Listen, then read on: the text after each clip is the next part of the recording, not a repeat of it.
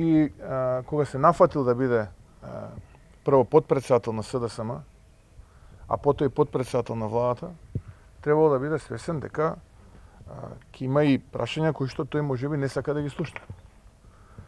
Ова е дрско однесување, невоспитано однесување, некултурно однесување. Ковачевски, како негов предпоставен, треба уште денеска да го разреши, бидејќи уште повеќе што не треба да го праша помоќниот коалиционен партнер во владата, тоа е Демократската унија за интеграција, бидејќи овој доаѓа од СДСМ, односно доаѓа од неговата партија.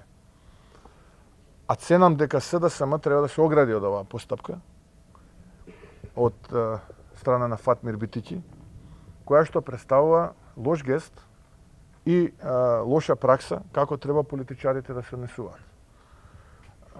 Ако е нервозен, фрустриран, има други установи каде што треба да побара помош, на ваков начин не треба да се однесуваат политичарите во каква и да психофизичка состојба се наоѓаат.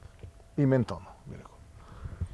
Ако Ковачевски не го разреши и не побара одговорност од раководството на СДСМ за оваа постапка на Фатмир Битики, тој ќе потврди дека е обичен измеќар на некои други интереси и покрај тоа што нема политички легитимитет, тој нема никаков ниту човечки авторитет.